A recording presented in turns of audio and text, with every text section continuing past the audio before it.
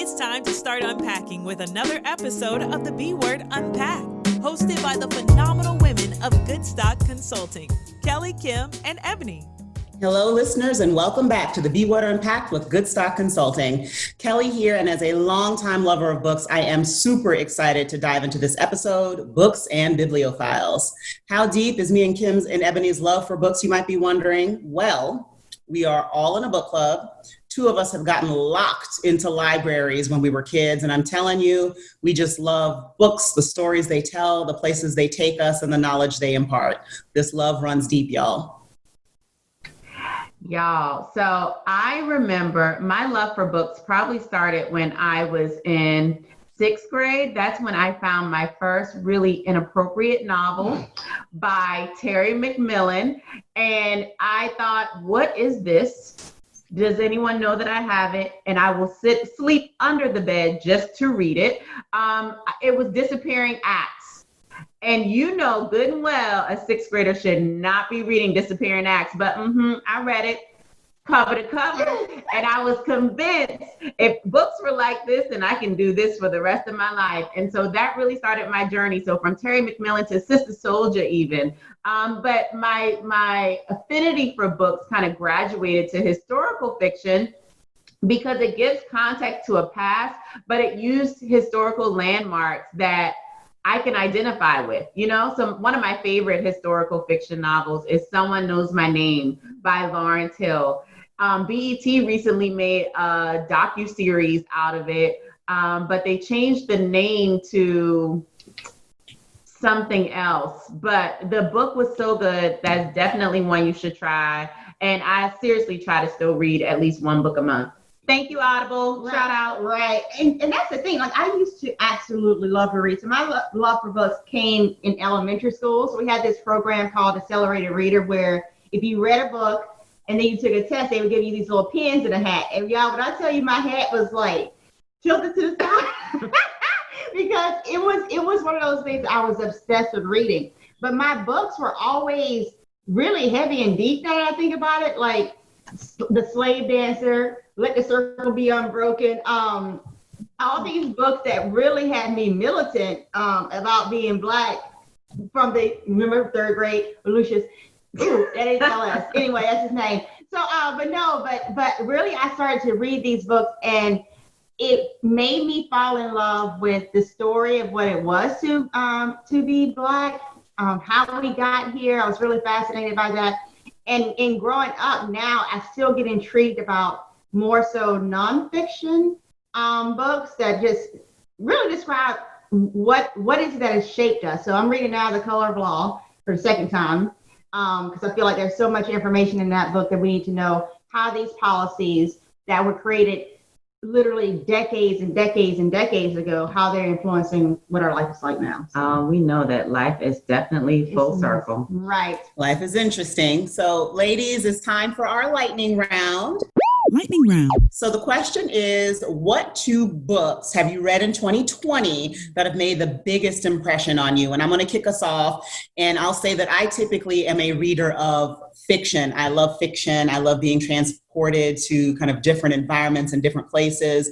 But in this era of Rona, I've been watching way too much trash TV, Indian Matchmaker, Married at First Sight, just some pretty trashy TV. So my books have veered a little on the heavier side and they veered more towards fiction. So right now I'm reading Systems Thinking for Social Change, and that one's by David Peter Stroh. And I'm also reading Just Change by a sister, Tanisha Boya, I hope I'm pronouncing that correctly, Robinson. And she does a really good job of talking about how organizations or businesses can collaborate for systemic change. So real light reading over here. What about you, Kim? Yeah, sounds pretty light, friend, but I think we're on the same wavelength because I actually have three that I read so far this year that really kind of changed the way I think or see the world. So the first is Just Mercy by Brian Stevenson. So I know there's a movie, but if there's a book and a movie, I would much rather read the book. So I read the book, still haven't seen the movie. The second was The Undocumented Americans by, and I'm going to totally mess her name up, but it's Carla Cornejo Vicencio. Okay. You messed that up. You tried that. You tried. I'm going to give it to you. Vicencio. Yeah, no, it's Vicencio. That's not how you say her name. Yes, Carla Cornejo. Miss Carla Cornejo. And let us know because Vicencio. Something. But great book. Yeah. Okay. 2 L's make a yeah in Spanish. But the undocumented Teach American, her, Kim. Teach her. You know, I'm just trying. But that's a book about Mexican, Hispanic, Latino immigrants coming into America. But it's not. She made a very good point of saying it's not about dreamers because a lot of these people have no dreams. And so it was a very gut-wrenching, real novel. And she talks about her own struggles and family dynamics. And then the third is probably one of the most common, but it's Talking to Strangers by Malcolm Gladwell. And I noticed my tone kind of like, I hate reading a book just because it's the fad of the moment. And so I was hesitant about reading it. But after reading it, I thought, oh, okay, now I get the hype. It really was a pretty good book to help you explore how you see others in the world and why we get so uncomfortable when we meet strangers, especially those who don't look or think like us. But those are great good ones. Well, I'm proud of y'all. I besides Color of Law that I'm tipping my toe in once again, I have not read anything because it's just been 2020 has been engrossed in reading medical literature for COVID-19 and keeping up with literally it usually takes you about 6 months, if not a better part of a year, to get your research published. And now literally works are being published every week that people have put out for the last 2 weeks. So that's what my life has been. Fair enough. I'm not mad at you for reading COVID-19 medical literature because that's what's keeping people healthy. So, listeners, it is my pleasure. You've seen their face on camera. You're wondering, who are these two ladies? And it is my pleasure to introduce Savannah J. Frierson. Did I say that correctly? Yeah. Thank you. And Dewana Brockington to the B Word Unpacked. I'm going to have them introduce themselves in just a second, but I do want to brag on these fabulous ladies for a second. Welcome to the B-side. So Savannah is a USA Today best-selling and award-winning author who pens romance and mainstream fiction that are full of happily ever afters for readers who believe in transcendent love and that it is worth the wait. Well, hot damn is all I got to say to that. Savannah completed her first original work, reconstructing Jada Channing, as her senior thesis at Harvard, where she earned the 2005 Dorothy Hicks Lee Prize for Outstanding Thesis containing an African-American character. So Savannah, props to you. Dewana Brockington is from the Low Country of South Carolina. She is also my wife.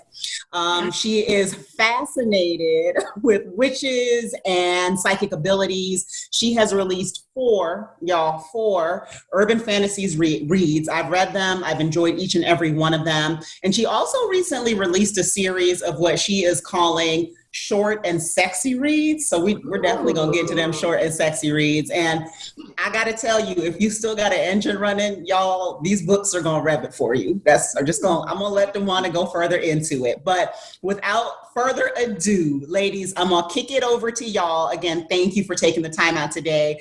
And I want you each to tell us and tell our viewers and our listeners who you are, what you're currently reading, and why do you write? And I'm going to kick it to my wife first. I'm going to kick it over to you, Dewana. What you got for me?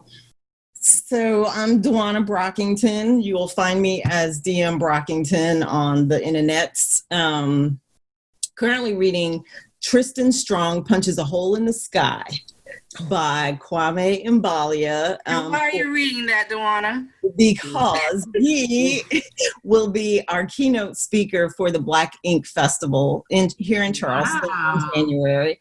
And Savannah and I both sit on that planning committee. And when I tell you this book is amazing, about a teenage Black male who finds what his superpower truly is.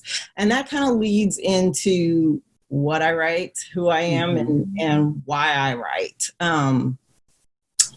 was a single mom. I'm from the Low Country, Goose Creek High School, go Gators, University of South Carolina, go Cox.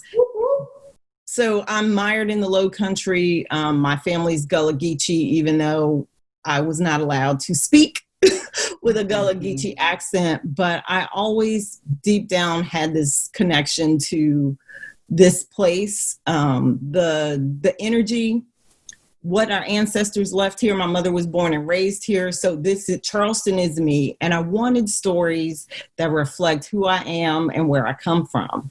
And also that I'm very magical. And so I have to write that, apparently. You better claim that. How your grandmama feel about this engine revving stories that Kelly is talking about? That sounds fresh. She probably likes it. That sounds like soft. We will discuss. So I write, and I can talk about this a little later, but I write urban fantasy, paranormal. I've written some women's contemporary fiction because I'm 53, y'all, and after a certain Hold on that. Listen. Yes, ma'am. Listen. And that's why you keep it. Listen. Don't crack. That's what you call don't crack. Yep. It don't crack, y'all. No, if y'all listening to us, it's not cracking. Don't crack. But people like to say women become invisible, and Black women even more so after midlife. And I'm here to crush all of that. That's not what I'm going to leave. So, and then finally, just kind of moving into just some magical realism, because I cannot write and have life without magic. And so really just those twinges of things, that deja vu, that person that everybody goes to because you know they're going to lift your spirits. So I'm now starting to bring a little more magical realism into my regular writing. So, would that put you into the realm, Duana, of like a sci-fi? Does that take it? No, or is it like Bones and? It might skirt speculative fiction. Okay. Yeah, if you want to give it like an overall label, it would be speculative fiction. Okay, I love it. Yep. You better educate the people about speculative fiction. Let me get my. You better get the people woke, Duana. Savannah, I'm gonna kick it over to you. So tell the people who you are, what are you currently reading, and most importantly, why do you write? Okay, I am Savannah. I am from Blythewood, South Carolina. Went to Ridgeview High School, and then I went to some little school up in Boston. And made it out with a degree, so holla back.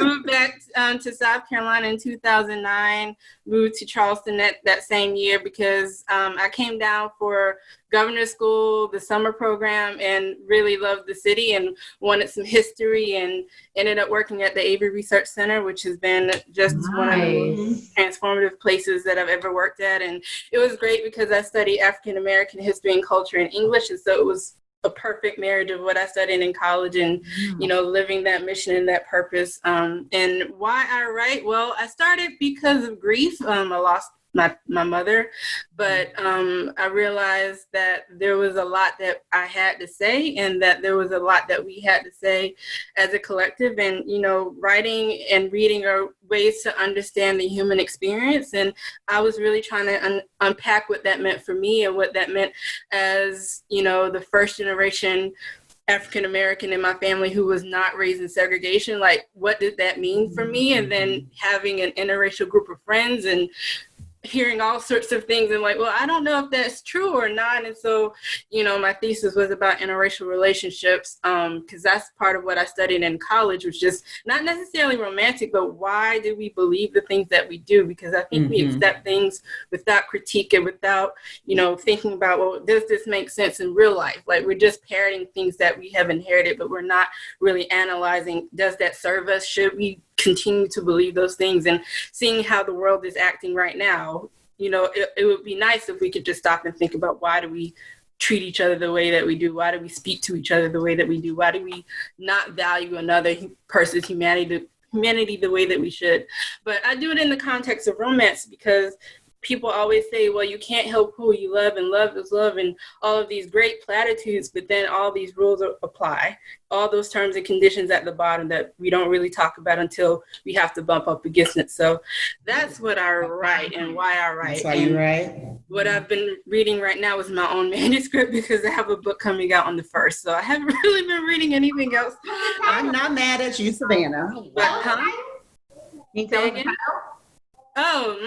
it's actually one of the first books I wrote that was set in Charleston, and I hadn't been to Charleston yet. I hadn't moved back yet. So my sister was doing her thesis work. I'm like, where is Ashley River Road? Where is that? Where did that go to? So but it's about a young, it's an interracial romance, and it's about a Navy SEAL who comes to Charleston, South Carolina for a summer class, and he meets a woman that he realizes might be his forever, and she is a woman who is dealing with a past trauma, and meeting him makes her realize that she doesn't have to carry that trauma with her anymore, and to unpack that and let that loose, and all of the dynamics of what that means. And I really like it, and I'm going to pump up my book a little bit because I like writing her family. It was such a great experience. Her family, they're from Orangeburg. Shout out to my godmother who's from Orangeburg. So that's part of why I wanted to add that city there. But they're so delightful, and friendships, and that's, I really appreciate and love when I read about friendships, especially between Black people, and just the way that we love on each other, the way that we can love on each other. I really hope that I gave honor to that in this book. So yeah.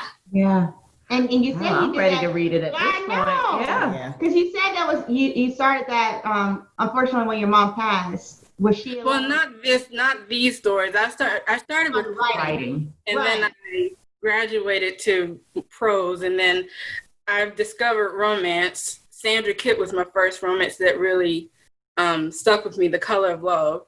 And then I started reading Indian romance. There's another rant, but I was just looking for people of color, and I didn't know that there was an African American romance section in the library because it was all the way in the back, and I wasn't supposed to go there because I was a kid, so I could only focus on what was out front. That the librarians kind of turned the other way and let me just grab a book. But once I discovered Black romance, outside of Sandra Kitt, I don't even remember how I got to her. I think she was in that open access bookshelf, but she was like the only one out there. I don't know. Anyway, but then I found Beverly Jenkins, and that was it. So I just went down a rabbit hole, all sorts of Black romance, Black women authors, and being mentored by them and everything. So, love and Black women and loving and being loved, that's what I like to read about, because unfortunately it feels often that we are out here loving people, we're not being loved back. So at least in a romance, I get to have that. You know what? I think we all, in loving our books, we talked about how discovering the book really just opened up a whole new world. But we know that, especially now during the time of COVID, right? A lot of our Black and brown kids, they don't have that kind of access to books, especially when we talk about the hard copy of a book. I think there's something magical when you can touch a book versus just listening to a book, right? But so how do we combat that? How do we get kids more access to books? And how do we give us some practical and concrete ways to make that happen? Because I think really that's what our children need because of all the things we're talking about. It gives you a sense of wonder and empowerment and encouragement. So how can we tangibly do that? So for me, when a parent leaves, and it's beyond their economic status, when they leave the hospital with a baby, they have a package usually, formula, diapers, that little thing to get them going through that first week or so until they start to figure things out. Why don't we include books in that? True. Especially in hospitals that serve underserved or low income families. Mm-hmm. Dolly Parton does this. And she's someone I have given money to over the years because she makes sure that kids get books like the first 3 to 5 years of their life. I pay $30 every couple of years so some kid can randomly have access to books. My mother. What's the program called, Awana? Is it Read Across America? Well, I just call it. That was Dolly Parton's. I don't know if it's Imagination Library or something else. That's Dolly. That's Dolly's. Both of my kids were in it, and I still can't remember the name. And actually, you can type in, but it is Imagination Library. But if you type it in, because it's for certain zip codes, but I've known people who have used their grandparents' zip codes. But you literally get a book assigned to your child every month until they're 5 years old. So as soon as you get pregnant, go ahead and log your kid's name into this system so they can build their library up that way. And they're cute books. Mm-hmm. And when you're going to a baby shower, I always give a book. Yeah. Because and even with my nieces and nephews when they were coming up, Auntie giving a book, like there's like, oh, what's she bringing today? It's a book. So, but I did that with my own kid. I mean, she had a library before she ever got here, and I think that's critical. We have to make sure that we feed them books from before they're even here in utero. Read The Cat in the Hat. They're going to recognize those words. They're going to pick that up. And I will say this quickly, because we read so much to Tyler before she got here, when she got here, like my kid was talking at 9 months. Wow. That's a good thing and not a good thing. I can imagine. Come on now. Overwork. But we've got to start thinking also about children, not like we've been ingrained with these stages that they learn in these stages. But the truth is they learn the minute those cells start multiplying. And so if we think like that, we'd be really surprised at what our children become and faster. Mm-hmm. And books are a huge part of that. Yeah, I mean, it really is a huge part of that. What we know is that if you look at studies looking at babies who come from a family of poverty versus babies who come from a family of wealth, that those children here on scales of 1.4 to, I've seen studies even say 30 million words difference by the age of 3 to 5 years old. Mm-hmm. And what does that do? In medicine, we think about how that stimulation actually shapes your brain, how it causes different portions of your highlighted and accentuated. And we know that language is extremely important. When we're looking at kids, for instance, as in orphanages, there was a study looking at a Russian orphanage where they didn't stimulate the child, they didn't talk to the child, they didn't touch the child. And literally those children ended up being severely mentally retarded because of the lack of that. And so I think it's incredibly important that we do emphasize the use of language and the use of books. So what for you two, you mentioned family a lot. Who was it that sparked that interest for you? I am that auntie too that gives out books. I literally wrote a book for my little niece because I wanted her to have a book where she could be the lead character and so she could see her face because representation does matter. So who was that for you? Who started it? Honestly, my mother. Mm-hmm. So backstory, my father's from North Carolina, but my parents met in DC. That's where I was born. And when they split, my mom brought all of us back to Charleston to her roots. My father couldn't read. Mm-hmm. I did not know this until I was 21 years old. I was about to get married the first time myself when my mom shared this. And I was like, what? And she was like, yeah, all those nights when she was reading to me, teaching me to read at 3 or 4. I thought she was teaching me to read. She was teaching my father to read.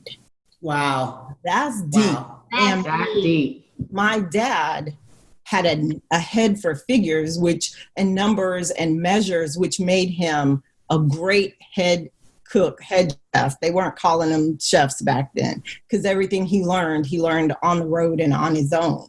Mm. But I thought this was all about me, the books, and I think that my mother sharing that with me, and I was like, why didn't you tell me? My mother's one of these people. She's like, that's grown folks' business.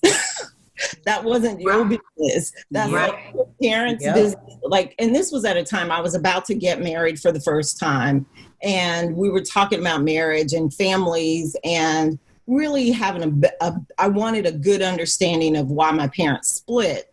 And so at that particular conversation, she just decided, oh, well, let me go ahead and download some of this other stuff for you. And I was just like, wow, mind blown. From that moment, though, I looked at, and my father, my family, I'm 53, so we had house parties Friday nights or the weekends that my dad had off.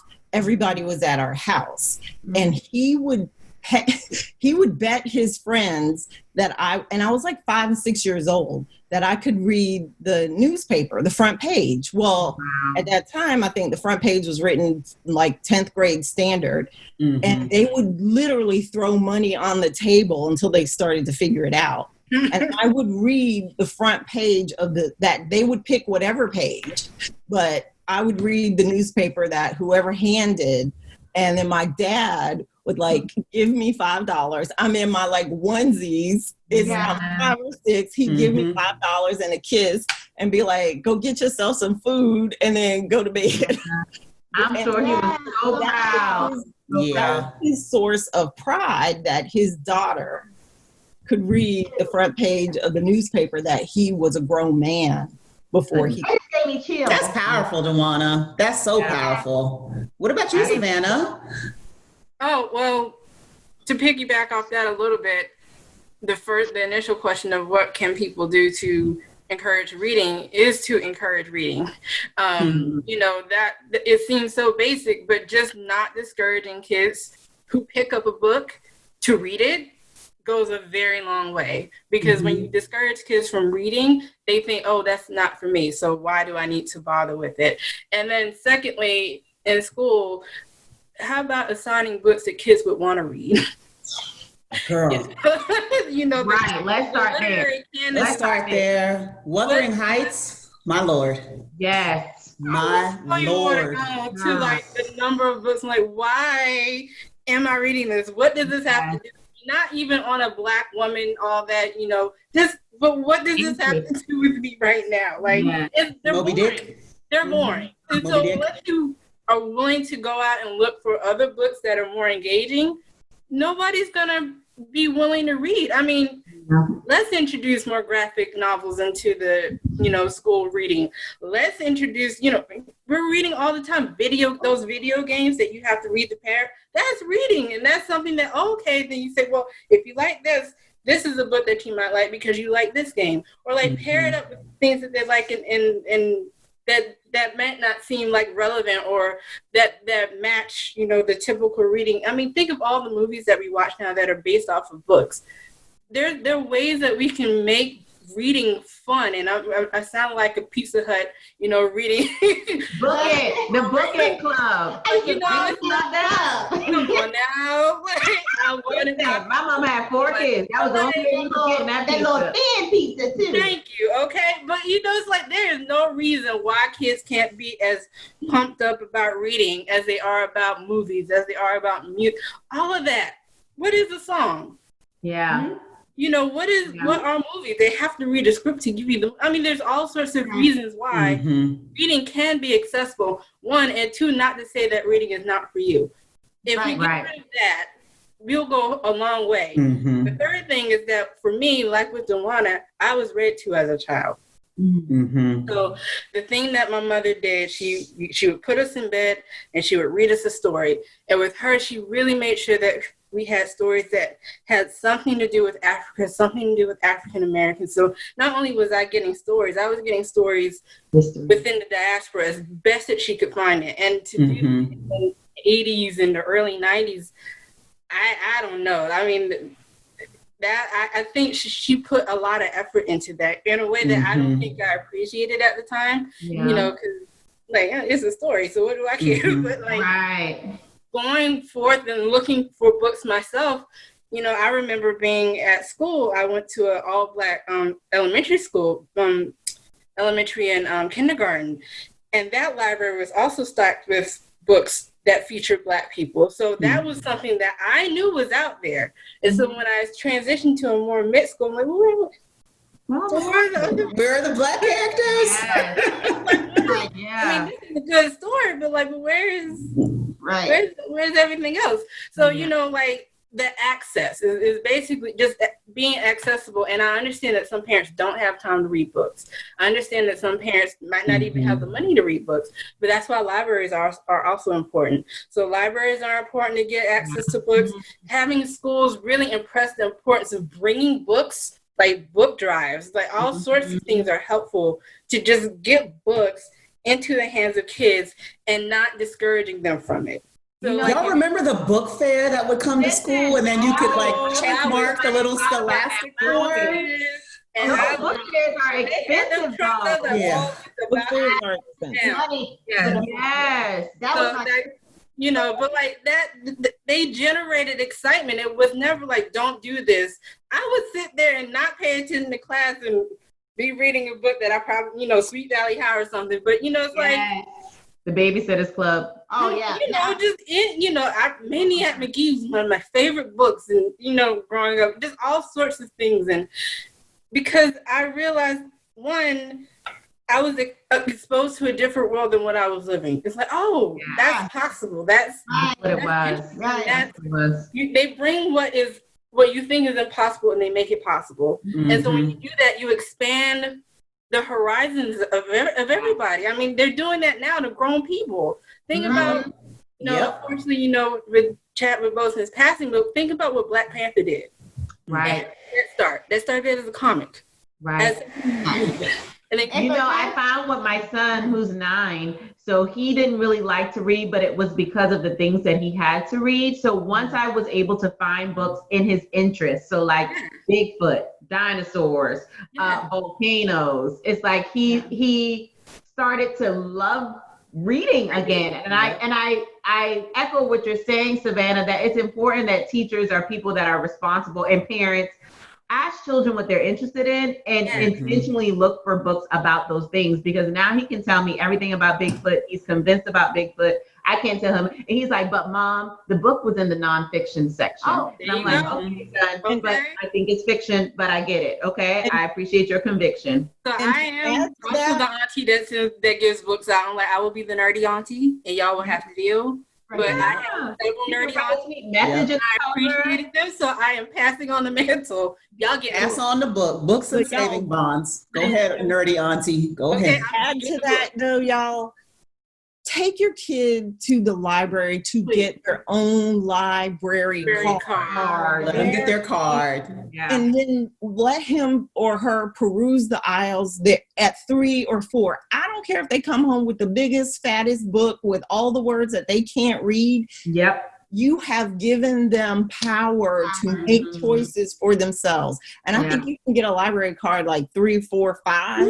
And as soon as Tyler could get a library card, and her thing was, I got my card, Mommy. Like, I'd be like, are we going to the library? Like it's a debit card. Even now, until she got her card, because she didn't want to use my card. It's empowering for them to make their own choices and to walk up and down those aisles and see what catches their eye. And I love it. The book, because technology is not always guaranteed. You need to know the basics. You need to know how to go get information. Well, I think what we start doing, I'm seeing this more and more in neighborhoods, is the neighborhood library box. The little library. Yeah. But where you can literally create these spaces for your neighborhood. For some people, their parents are not going to take them to the library, unfortunately. But that child may love books. And so if you just keep a stock of whatever you have in your home, age appropriate, don't put stuff in there that any grade level can read. But seriously, put it in there, because you never know that you may be the person that sparks that interest for some other little child. So absolutely, that's a really good suggestion, Ev. Dewana and Savannah, I want to drop a couple data points on you and to our listeners, and I'm just curious to get your reaction to these. And so here's the data. 59%, almost 60% of writers are female, making them the more common gender in this occupation. Another point is that 81% of writers in the United States are white, making them the most common race for this occupation.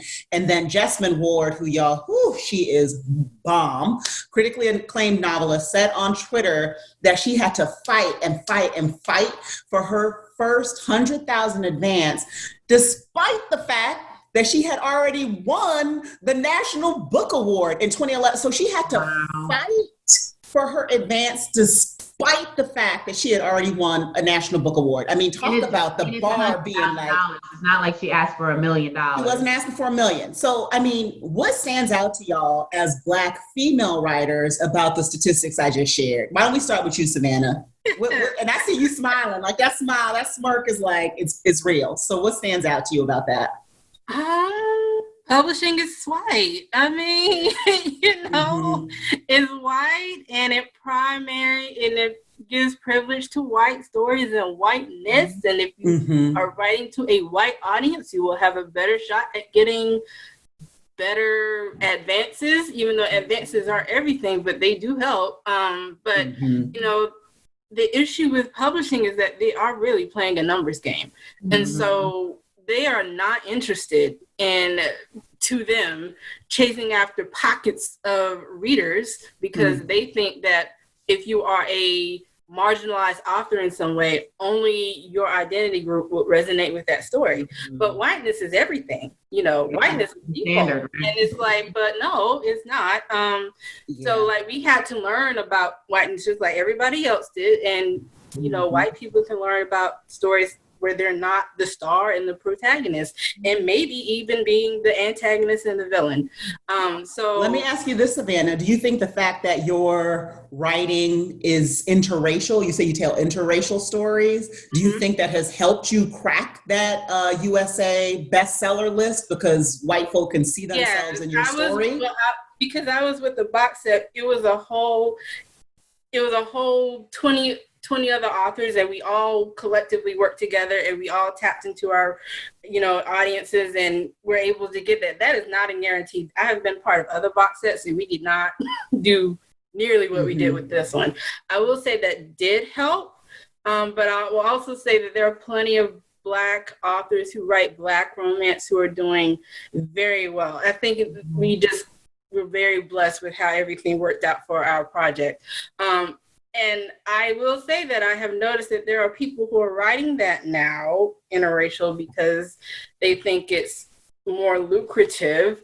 That's another discussion that we can have at another time. But I do think that if you are privileging white audiences and whiteness, one, and this is the thing, they say we don't know how to market that. And if they don't know how to market that, they're not going to give you the advance that you are probably due because of your craft and the story that you're telling.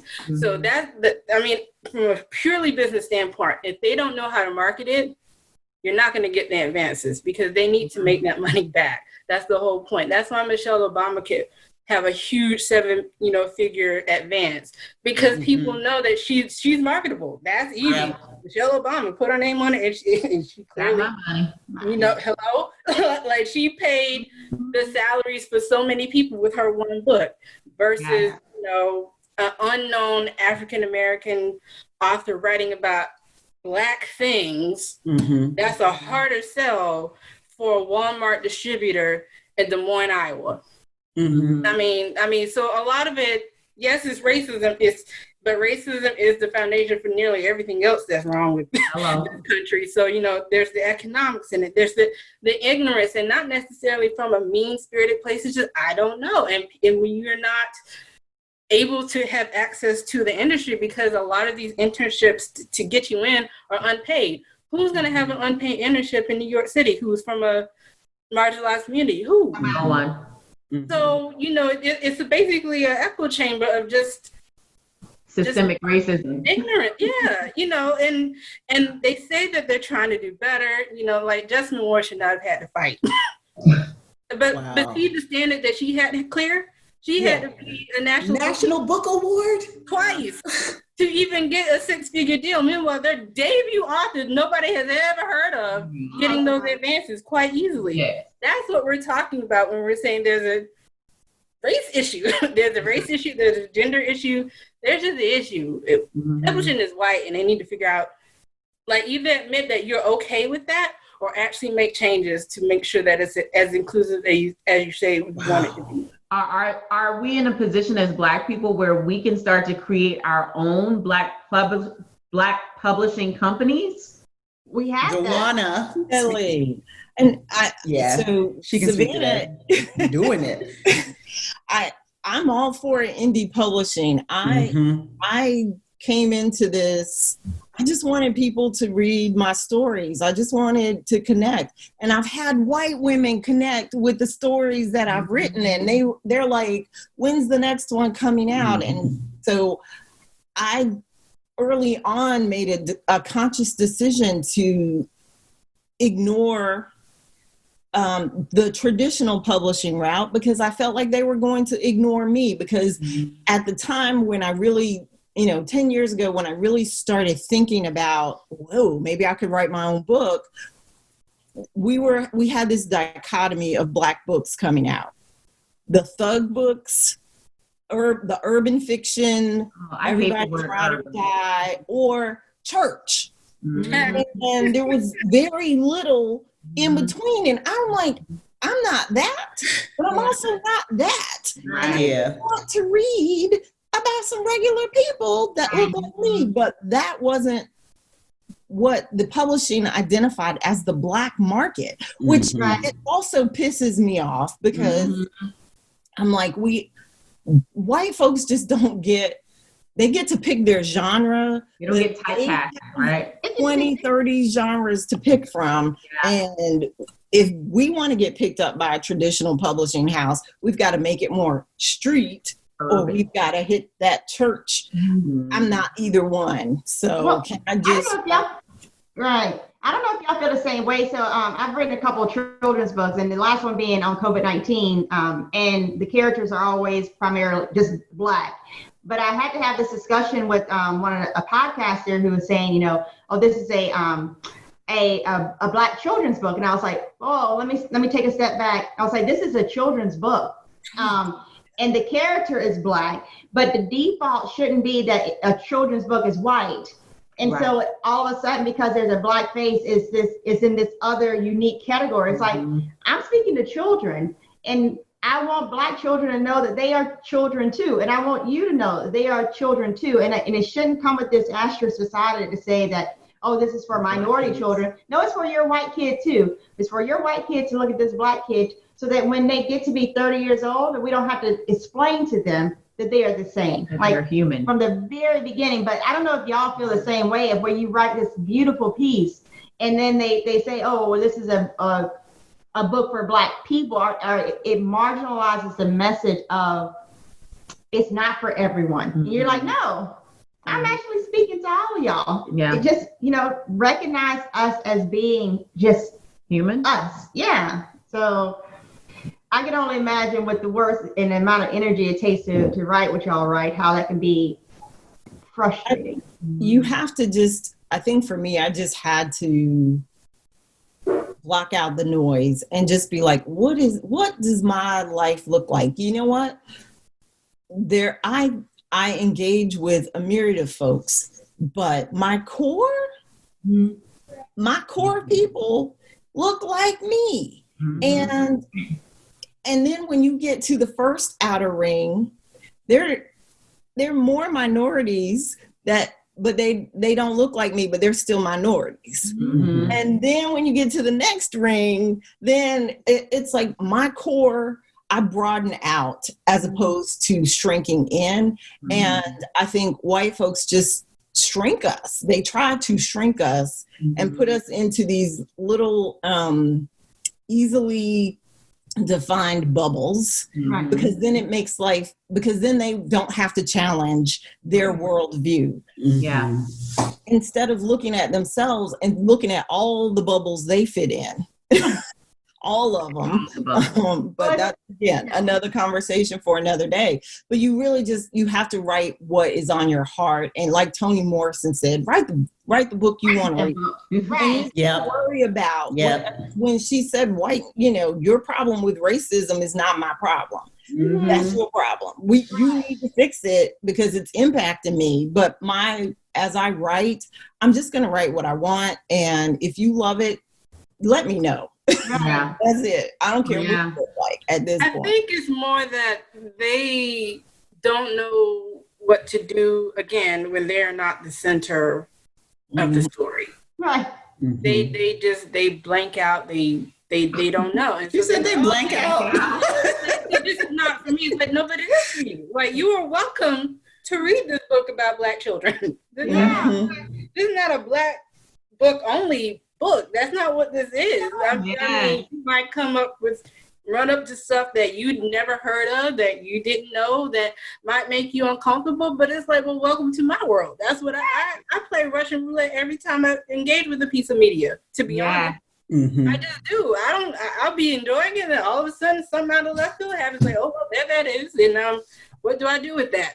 Like, how do I set that aside and worry about that? Or even worse, I might have internalized some things that I don't know. So I'm regurgitating. Wow. I think I'm pretty, woke and, well aware. And then all of a sudden it's like, oh, that's a trigger point that I did not realize I had. And, so what do I do with that? But, it is a problem that folks think whiteness is the definitive and default experience of humanity, human and humanness. And it's just like, do you hear yourselves? To be so blithe with their exclusionary way of looking at the world.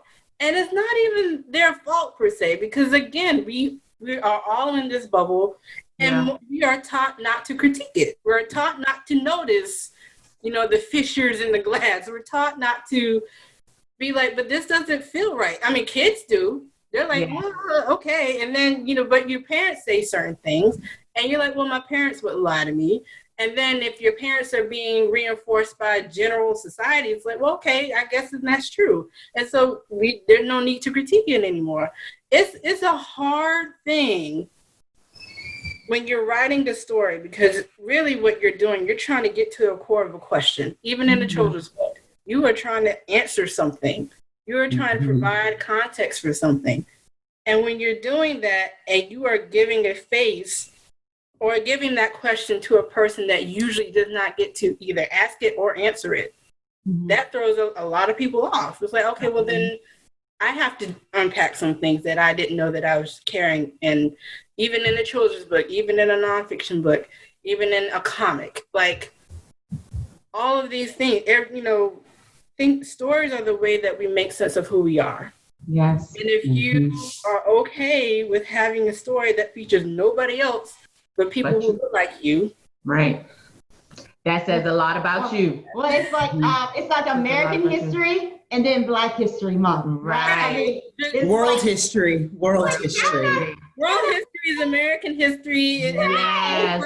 Of slavery. It's like, well, hold on now. Let's come on. No, let's not do that. It's going to be an amazing day when we realize that minorities are actually the global majority and things start to level out. And I know we could talk about books all day because I am so intrigued by what you guys have shared and how you're right, Savannah. The stories that you read do help you figure out who you are. And so it's important that we expose our kids to more stories and expose adults to more stories so that they can see exactly who they are and who they can be, right? So we're going to transition into our last segment of our podcast, Be Bothered. Hashtag Be Bothered. Now, this is where we give our listeners advice about the B word that we just unpacked. And today it was books. So, all right, GOOSDTOCK team, tell the people ways in which you can incorporate more books, reading stories into your own lives. Kelly, let's start with you. All right, y'all. As I said at the start of this, y'all know I love a good book club. It's a way in which I've been able to build community around something that I love. I am in a book club with Dewana called Book Talk Wine. We tend to lean a little heavy on the wine sometimes, but we still get to them books. But I love a good book club, and this is going to put me kind of firmly in that middle-aged camp. But I love Oprah's book club recommendations. Like her Really? her top 10 list is so good. I love it. So for everybody out there, check out Oprah. Her book recommendations are bomb. All right. And what about you? Well, I agree. Anybody that got a problem with Oprah, you got a problem with me, because she does not go wrong. But also, I encourage people to do like Dewana and do like, the authors are on our stage says, create your own book. So with our children, one of the things I like to do with my nieces and nephews is I will ask them to tell me a story and write it down for them. And it might sound cheesy, but my little niece, the 4-year-old niece, Olivia Marie, we call her Mook Mook, she is the most amazing little kid that I love all my nieces and nephews, but she's just so funny to me. And so I'll get her to just going, like, oh yeah, and what happened and what did they do and what's the context of that, and using words that helps her to shape how books are literally written, and then literally just jot it down, package it up, print it out, and give it to them and say, this is a book that you created. Have them sign their little name. But I think that it makes people understand that you can be an author. When you don't see one, you think of people as being these mystical people, like, oh, that's an astronaut. Like, who are they? Let them be one. So, I think encouraging kids in that way, but also, like I said, creating your neighborhood library. You can put a box outside. Some people have these cute little things that look like birdhouses that you pack books into that allows kids to do that. And then be intentional. Buy these kids books for their birthdays, for Christmas, for Easter. There's never a wrong time to give a book. Yeah. So I would say it wasn't until last year that I downloaded Audible, because I was very rigid about my idea of what reading meant. And that meant that I bought a book. I highlighted in the book. I wrote notes in the book. I got to touch the book. Tote the book up. You got to, yep. And you cannot tell me that you read a book because you listened to it in the car. That didn't count to me. I was judgmental. It doesn't, you didn't read the book though. You didn't read it, but you know the book. Right. And I'm like, that doesn't count. It doesn't count. Do y'all destroy the book like this? Do you earmark? Do you ear tag? No, thank you. I do. I love it. The first thing when I get a new book, I want to crack the spine. I want to crack the spine and just. I love a cracked spine. I got tears in books. Not probably on the book. No, man. Crack it open. Yeah, I am in an intimate relationship with my book. Your book is I got to put my energy in it. Yes, I'm carrying it. One that is pristine, and then you buy one that you actually, Y'all cannot read my physical books. I will shoot you an ebook. Y'all, I had a coworker she sent me a book and she was like, I want you to read this so we can talk about it. Y'all, I had to go buy that woman a new book because I said, I can't give this back to her like this. No, you didn't. This is officially mine. This is now mine. But I downloaded Audible last year, and honestly, I still buy the book. But it does give me an opportunity to read, quote unquote, so many more books. So now I listen, and when I hear something that I want, I find it on a page, I can highlight it, note it. But I feel like I now have access to so many more books. I have the opportunity to learn and read so much more, even though I still feel like a fraud a little bit. So I want to plug Libro FM because that supports independent bookstores. Can you say that again? Libro FM, LIBRO.FM. That supports local or independent bookstores like Turning Page Bookshop up in Goose Creek. With I'm blanking on her name, but she's awesome. Huh? Ladies? Lindsay Miller. Didn't mean to cut you on up. Yes, Valencia. Yes. I'm sorry, Belinda Miller. Yes, Belinda. Ladies, before we wrap up, tell the listeners where they can find you online. Savannah, where can they find you online and find your work? I am online sjfbooks.com is my website. And then I'm SJF Books on Twitter, SJF Books on Instagram, and then you can find me through Facebook through those two things. I'm Savannah J. Frierson, author on Facebook. But those are my two main haunts. Yeah. I am southerngirlmedia.com on the interwebs, DM Brockington on Amazon, and Southern Girl Media on Instagram and Facebook. Southern and then Girl if you Media. want some foolishness, me and my regular life, DJ does midlife.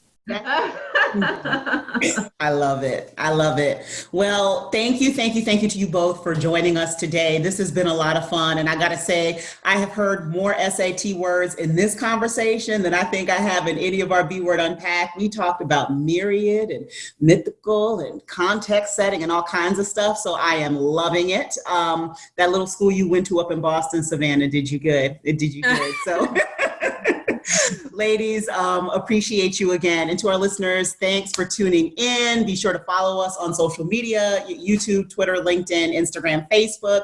Tell us what you thought about today's episode in our comment section below. And if there's a B word that you want us to unpack, please let us know.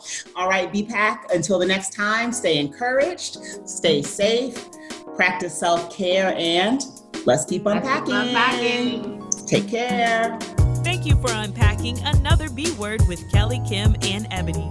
Follow the B Word on Instagram at the B Word Unpacked, and follow GOOSDTOCK Consulting on Facebook and YouTube. Learn more about GOOSDTOCK at www.goodstockconsulting.com.